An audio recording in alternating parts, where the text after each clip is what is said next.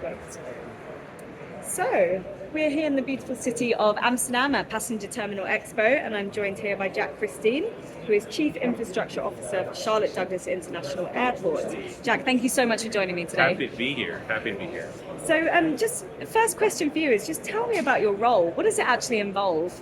So my role with Charlotte is Chief Infrastructure Officer. So I'm responsible for the planning, design, construction of all the facilities that we're building, as well as all the maintenance of all those facilities. So it kind of joins both of those aspects of the investment and the infrastructure of the airport under one role, under one responsibility. And so my job is to help give my teams the resources they need to go build the things that we need to build and then maintain them after they come online.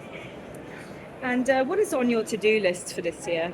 So from a capital development perspective, we have a lot of major projects underway already at the airport, both from the terminal and an airside perspective. We have our terminal lobby expansion that is a 5-year program. We're about halfway through, where we're really rebuilding our pre-security functions, both on the ticketing and the bag claim levels, providing additional pathways for customers to get from our parking deck into the building, and also building a canopy over our roadway system at the curb front to give the customer a much better experience, our local customer a much better experience. It's a $608 million project. It's the single largest project we've ever undertaken at Charlotte. So a lot of coordination, a lot of effort. We've done really well with that project so far, and we got to continue that into the next year and then the year after that as we try and finish that. To finish expanding the lobby and giving our customers, our local customers, a much better experience checking in and getting their bags from bag claim. So that's one project, and then we also have our airfield work, including an end-around taxiway that we're doing around our center runway, and a crossfield taxiway and a de-icing pad that we're building for our aircraft de-icing operation that we do in Charlotte. Thankfully, we don't get a lot of snow in Charlotte, but we do a lot of defrost. And so that particular piece of airfield is going to be very, very important to us during the winter months, and also for FAA to be able to stage traffic for departure on the south end of the airfield. So those are the big 3 projects, but we are also just now getting under construction with our 4th parallel runway, which is a $1 billion project in and of itself, looking to commission that runway in September of 2027. Fantastic, and I assume all of these are geared up towards, expanding your capacity for the future of air travel. So, do you have any idea, in terms of capacity, what you're intending to expand to? Sure. So, from a terminal perspective, we have 114 gates right now. We have another 10 gates that are already under construction, getting ready to start the preliminary engineering for the next 20 gates that come after that. From the airfield perspective, having that 4th parallel runway is very, very important to us in not only just managing the traffic we already have, but also gearing up for that expansion to the operation that we see based on our master plan and our work with American Airlines, who's our largest operator at the airport, to understand what they need from an aircraft movement perspective on the airfield. All those projects work together to help us increase our capacity and make the operation more efficient, both from the aircraft side and from the passenger side. So was the current terminal and the current setup runway system too small for? It's just not enough capacity. Yeah. The 4th parallel runway will give us the ability to increase airspace activity as well as help more efficient movement on the surface. In conjunction with the runway itself, there's a whole taxiway system that goes along with that to help us do that. The ramp around the air carrier terminal is constrained in different areas to single taxi. And so we're looking to, as we expand the gates, provide ourselves with more concrete to be able to move the aircraft around the ramp more efficiently as well.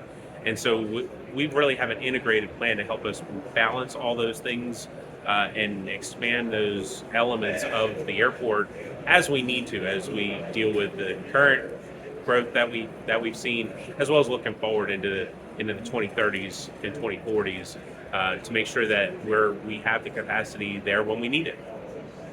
It sounds hugely exciting, so I very much look forward to reading more about that.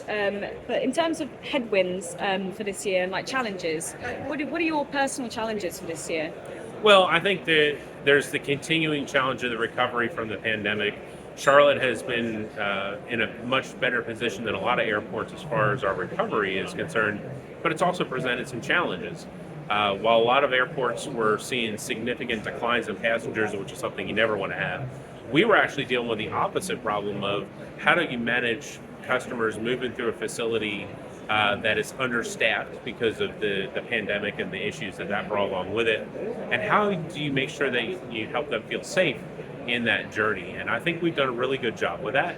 And I think as we move out of the pandemic and move, I don't want to say back into normalcy because normal is going to be different now for forever. Yeah. But as we look at what we need to do from an airport perspective, from a capacity perspective, we have an eye on what we've been through and what we want to try and make sure we manage should we find ourselves in a situation like that again.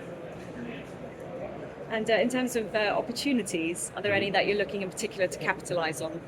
So from an opportunities perspective, we see our growth connected to the growth of American Airlines being the second largest hub in their system. We want to continue to be that airport that they bring that additional traffic to. And so we always see that as an opportunity. And so everything that we do from an operational perspective as well as a capital perspective is looking to leverage those opportunities and make sure that we're in a good position to give them the facilities that they need when they need it, so that we can continue to grow along with them. That's been one of the benefits of being in Charlotte as long as I've been there for 25 years now, is to see that growth and that continued growth and that continued commitment by American Airlines to grow the hub here. And so we take that really seriously, and that drives a lot of the decision making that we make as far as what projects we do, how we manage our operating budgets, all those different things. So there's plenty of opportunities in there for us to capitalize on. Now looking ahead to the next 10 years, you've mentioned a few of the projects that you've got going, but what else needs to change about the infrastructure in order to keep up with demand and also deliver a very exciting, smooth passenger experience? Yeah, there's a couple things that we are really looking at as the airport that we have, the facilities that we have are aging. We have to balance our capital development of new projects along with recapitalization of the existing facilities. And that's really challenging for us to do and maintain a low cost, as well as provide a really good customer experience. So a lot of the things that we look at from the existing facility perspective are, renovating the facilities to make them feel more open, that they are, they're a nice area to walk through. And that takes funding, and it takes time, and it takes a lot of effort, a lot of coordination. And so over the next 10 years, trying to find that balance of reinvestment as well as funding new facilities with a very limited amount of funding is going to be a challenge, not just that Charlotte has, but it's a challenge that all the airports have. And so managing that over the next 10 years is going to be fun and exciting, and it's going to be a lot of work. And so we're up for that. We're really excited about what is in front of us and looking to take advantage of it. Absolutely, because you can't just keep expanding outwards, right? Can you? At some point, you're going to have to renovate your existing facilities, and I guess airports that are quite old, they tend to have quite low ceilings, not much natural light in them. Designed a long time ago for different size aircraft, for a different customer expectation. And so as we have to reinvest in those facilities, we look for those opportunities to change that feel, to change that experience.